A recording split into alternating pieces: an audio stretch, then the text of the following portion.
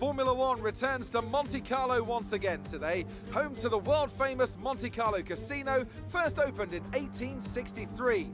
And, of course, a certain road race, first held here in 1929. There's no greater an occasion, no more valuable a win than the Monaco Grand Prix. We're on the French Riviera once more this weekend at the 2-mile-long Circuit de Monaco. The cars climb around 40 meters up through Beau Rivage, onto the casino, and then descending down towards the harbour through Sector 2. It's a very short run from pole position to the first of the 19 corners here, 7 to the left and 11 to the right. There's one single DRS zone as well, so don't expect that to make overtaking any easier today. And it's an absolute pleasure to be joined once again by Anthony Davidson. Let's talk about Renault. What do you make of their performance so far this season? Well, the atmosphere within that team seems very positive at the moment. Everyone seems like they're in great spirits and having a lot of fun doing what they do, and that's definitely contributed to the performances we've seen. It's time to see how our drivers are stacking up after yesterday's exciting qualifying session. Young superstar Max Verstappen starts from pole position, and it's Lewis Hamilton alongside. Moving on to the rest of the grid, we have Bottas, Leclerc, Sebastian Vettel, and a Red Bull. Ricciardo, they've taken a grid penalty. Sainz, Perez, and Lando Norris. Stroll, Gasly, Romain Grosjean, and Magnussen. Russell, Latifi, Esteban Ocon, and Antonio Giovinazzi. Kvyat and Kimi Raikkonen finishes off the grid. It's almost time for those 5 red lights to go out. Then let's see who can prevail today. And they're all ready to go. Verstappen starting on pole to 5 red lights. And it's lights out and away we go for the Monaco Grand Prix, and Max Verstappen gets away well. Lewis Hamilton slots into second place. And now Charles Leclerc is going side by side with Valtteri Bottas. And we are dancing off the first lap as we are going side by side with Charles Leclerc. We dance on the outside. And we are up into 4th place. Valtteri Bottas caps off the podium places. Max Verstappen leads from Lewis Hamilton. Then comes Valtteri Bottas, then comes ourselves. Now Nicholas Latifi is going side by side with Antonio Giovinazzi. Going into the hairpin, everyone is staying out of trouble on the first lap at the moment. At the back, there's Kimi Raikkonen, and he rounds out our grid of 20 drivers, and Max Verstappen has gotten away very well indeed. As you can see, the battle is still going between Giovinazzi and Nicholas Latifi, as Latifi's yet to score points, and here's Max Verstappen going through swimming pool section now, and then now going through Rascas as Max Verstappen leads us from Lewis Hamilton. Lewis will really be keen on catching Max Verstappen, but not right now because Max Verstappen leads us on the first lap. Charles Leclerc starting close up. He might go for a move as we go through Casino Square right now, and then we will be going through Lowe's hairpin at the moment. Here comes it, Charles Leclerc side by side with us, and we make contact, and Leclerc is in the wall, and he has lost half of his front wing. As you can see, that's massive damage for the Ferrari driver, so not what he would have wanted, and we make contact with Leclerc. Leclerc's pitting in now, going on to a set of medium compound tires, getting that front wing changed, so he's going on those medium compound tires to the end of the race after our crash with him.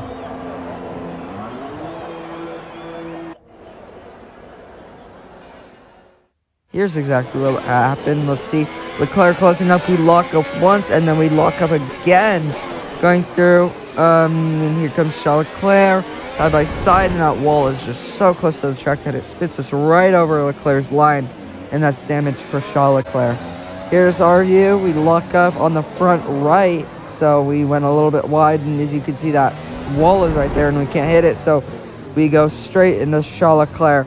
Looking back on it, we could have gave Leclerc a little bit more room, but in the end, it was what happened. And here's the onboard from the rear. Now, as you can see, Charles Leclerc there, and there's the contact. Let's see what Leclerc has to say about our crash with him. What the hell? We're on Rascas now. Max Verstappen still leads from Lewis Hamilton, and Hamilton's coming in, so he may be trying the undercut attempt on Max Verstappen to try to get past Verstappen. as he goes onto a set of medium compound tires, and he will be going to the end of the race, just like Charles Leclerc. So I'm sure that everyone else will be stopping right away. Yes, here comes Sebastian Vettel. Then comes a Racing Point McLaren and the Renault of Daniel Ricciardo all come in. As you can see, Ricciardo gets let out first, so he's ahead of the rest. And then comes the Racing Point and then the McLaren. Max Verstappen is coming in at the end of the lap after Lewis Hamilton came in to try to cover off Lewis Hamilton. And into the pits comes Valtteri Bottas as Max Verstappen goes onto a set of medium compound tires, as well as Valtteri Bottas, both on medium compound tires, both doing the same strategy going to the end of the race as we come in as well. So does the Racing Point McLaren and AlphaTauri all coming in as we go onto a set of medium compound tires to the end of the race. I'm sure everyone else will be going onto a set of medium compound tires because that's the only tire that can last for the duration of the rest of this race. We're all over the back of Carlos Sainz. We're going to be trying to get past him after our pit stop. We've got a little bit fresher tires. Here we go. As we are starting to close up, we are thinking about a move. We go for a move, and it's been a massive crash. And he's into the barrier, and he spews out of the track, and he goes right in front of his teammate, and he has a big smash with his teammate. So Lando Norris will have damage, as so does Carlos Sainz, and I'm sure that Sainz is probably out of the race, and the safety car is now out for that debris. Here's what happened. We were closing up to Carlos Sainz, and we should not have gone for this move because this was very opportunistic, as you see there, and that was not an overtaking move. So 100% our fault, but as you can see, Carlos Sainz going back onto the circuit right as his teammate goes through, and that was actually very dangerous. So Sainz kind of screwed his teammate's race. As you can see, that big hit, and I'm sure the gearbox took a massive hit, and I'm sure the rear wing as well. And there, the contact. Here's the rear view on board. As you can see, we went for a move, and that was never going to work, as that's a massive hit, and I'm sure that gearbox took damage. Here's the side on board. Carlos Sainz, and his race is pretty much over as he has to retire. Okay, I've crashed. Sorry guys. Sorry to Carlos. I have a lot of damage. I think I might have suspension damage, but I certainly lost my front wing, and yeah, very unfortunate for Carlos. I'm sorry.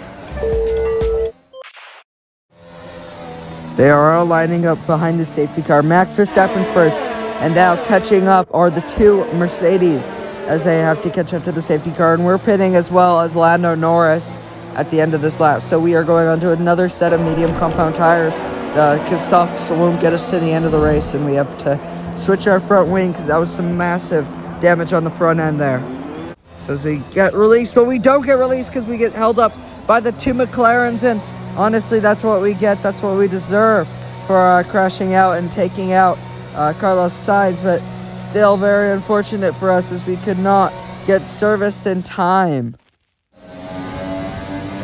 And we need to catch up to the safety car queue because that's quite a long way away, so we're really pushing going through the chicane, and we hit the barrier, and we are out of the Monaco Grand Prix. And tragedy strikes yet again. So after contact with Sainz, we are out of the Monaco Grand Prix. Here's what happened going through, and we just turned in too early, which shears the front tire off.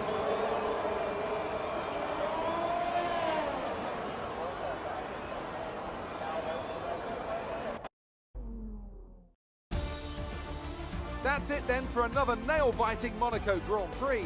We were on the edge of our seats the whole time, but they've come through to take a stunning victory.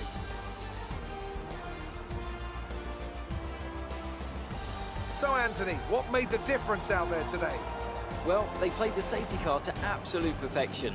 There are so many factors to worry about once the race is neutralised. I mean, do you pit for fresh rubber? Do you have the space behind you? How much fuel can you save?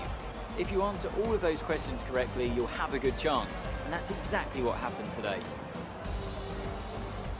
Red Bull put up an outstanding fight for the front position today, and it's great to see it paid off for them.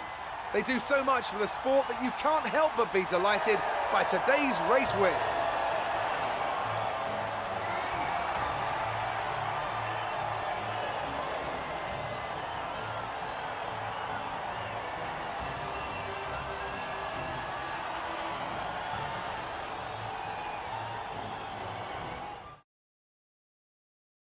Max Verstappen dazzles in Monaco as tragedy strikes twice for us.